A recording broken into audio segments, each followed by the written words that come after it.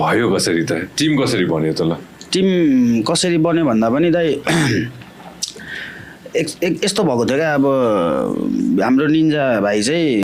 पहिला पहिला जुन जुन लाइनअपमा हुन्थ्यो म पनि त्यो लाइनअपमा चाहिँ एज अ कन्टेन्ट क्रिएटर टाइपले बसिरहेको हुन्थेँ किनभने म स्ट्रिम गर्थेँ नि त अनि मसँग आफ्नो छुट्टै फ्यान बेस अब मलाई फलो गर्ने मान्छेहरू छुट्टै हुन्थ्यो होइन गेम बाहेक अब गेम नबुझ्ने कम्पिटेटिभ नबुझ्नेहरू पनि मेरो त यसो रमाइलोको लागि हेर्ने केटाहरू हुन्छ नि त अनि यो भाइहरू चाहिँ स्काइलाइट्स गेमिङमा थियो उनीहरू त्यतिखेर स्काइलाइट्स गेमिङ गएको थियो अनि म पनि कन्टेन्ट क्रिएटरबाट त्यहाँ गएको थिएँ त्यस पछाडि नेपालबाट चाहिँ त्यो सिजन चाहिँ 2023मा कि 24मा कोही पनि जिसिन गएको 23मा होइन 2023मा चाहिँ नेपालबाट चाहिँ वर्ल्ड कपमा कुनै टिम पनि क्वालिफाई भएन के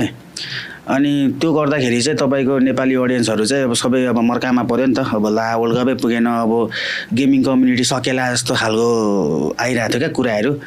अनि मैले चाहिँ किन नगर्नु त यो बेलामा अलिकति रिभाइभ भए पनि एउटा टिम बनाएर अलिकति चलपल गरिदिउँ न त भन्ने खालको सोचेर अनि मैले चाहिँ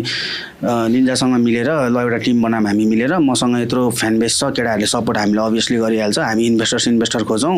त्यस पछाडि टिम सुरु गरौँ भनेर अनि उसको र मैले प्लान गरेर अनि प्लेयरहरू ल्याएर त्यस पछाडि टिम सुरु गरेको त्यस पछाडि